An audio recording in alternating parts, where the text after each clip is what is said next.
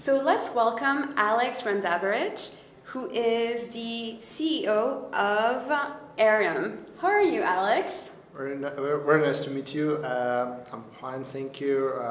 Great opportunity. Yeah, excited to have you here. So where are you coming from? Well, actually from Prague, Czech Republic. This is where the AERUM headquarters are located, and majority of staff is there, and I'm living there as well.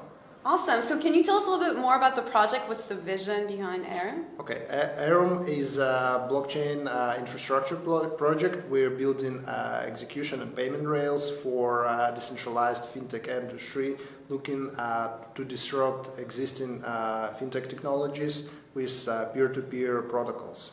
Okay. And so how did you come up with the concept? Well, actually, it came out of necessity because I co-founded a couple of other blockchain projects, and we were looking for blockchain to execute them and not to be dependable on kind of bottlenecks that happens here and there on fluctuation execution price for transaction. And but at the same time, we wanted to capitalize on huge user base and developer base Ethereum has. So we decided to build a platform ourselves so we can use it for our projects and other people also can use it, and we can spread the word and we can build community around it. That's how AERUM was born. And so how many years have you developed AERUM? Well, actually we started developing AERUM in November last year. Okay. But we built a team of 13 people. It's a very strong team of just 8 engineers, and been working day and night since then to get AERUM to market to users. And at this point we're in a pre-production stage. Public beta is available, and as soon as token sale is completed, tokens are distributed, we're ready for a production launch. Okay, so can you tell us a little bit about your background, Alex, and what was the interest, what brought you into blockchain, if you will? Yeah, sure. I've been in fintech industry for 18 years. Okay. Basically working on payment processing side, building, I started from developer myself, building payment application, transaction switches, basically working with guys like Visa, MasterCard, American Express, China Union Pay, various security organizations, getting various certifications. I've been a C-suite executive at publicly traded American company in payment industry, and since 2012 I got involved with blockchain, and we were building an application for Bitcoin in 2013, 2014. However, market was not very good, and there was a lot of hatred peddling, so it had to be put on hold, but my interest continued, and I've been involved with blockchain very tightly ever since, and now I'm exclusively focusing on blockchain. So you're one of the few veterans, like dinosaurs, if you will, of the blockchain industry, because it's really hard to meet individuals who've been involved since the very onset. How would you say things have changed, and so what propelled you with creating AERUM, if you will? Like, how does everything tie back in your entire experience? Well, I think it changed dramatically, but probably for majority of people it's very hard to see because they're focusing maybe on the price and some kind of hype or propaganda for and also probably because against. they've only been around for about 2 years max. Absolutely, absolutely. Yeah. But like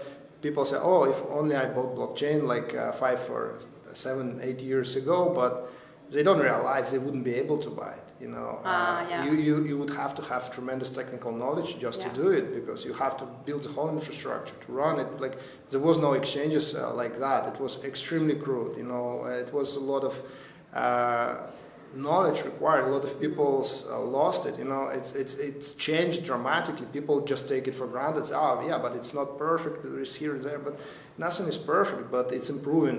And AERUM said to brings this blockchain technology to end user, provide an excellent user experience. So we build the whole infrastructure, not only blockchain per se with blockchain client, but we built a web wallet, we built wallet for Android, for iOS, it's available. It's totally different user experience from your normal blockchain wallet. You don't have to care knowing about all these weird parameters, how to execute contracts, what kind of gas you have to set. It's just straightforward, to the point. You need to send it, you send it, that's it. So blockchain for your grandma? Well, probably not at this stage yet, but it's going there, yes. Awesome. So how was your experience at TokenMatch and pitching? How did you feel? I feel pumped and great. I wouldn't say hustling, but I feel good, and I think organization is great. And we just did an interview in a group of investors, and I really like the experience. I feel great. Cross your fingers, you'll see. Thank you. That's awesome. So what are your next steps? Well, we at the stage where we are focusing on this promotion and getting word around. Very important for us to get other projects on board. We're already working with Veracity Protocol. It's a big partner of ours who building or already built technology for authenticating and validating physical objects like art objects, like medicine packaging. So kind of like IoT?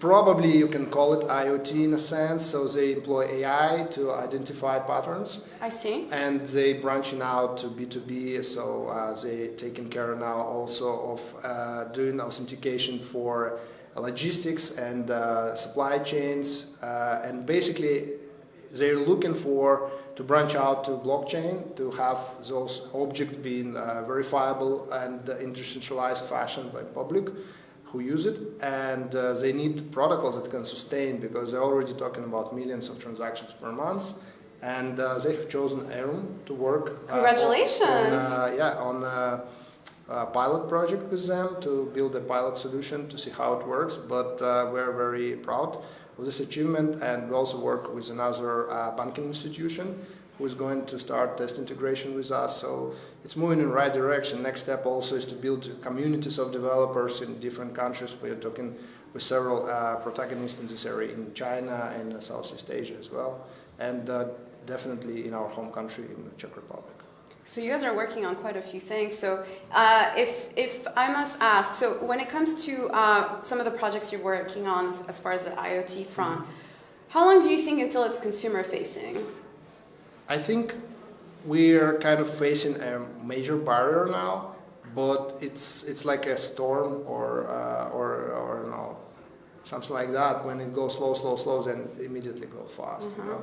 So we're very close, I think, to next big step, and we need kind of industry endorsement. Yeah. And this is actually happening now. Like Mastercard alone have filed over 100 patents related to blockchain. Every company is working on blockchain. Yeah. Every major bank investing millions and billions of dollars into it. So it's not for assumption.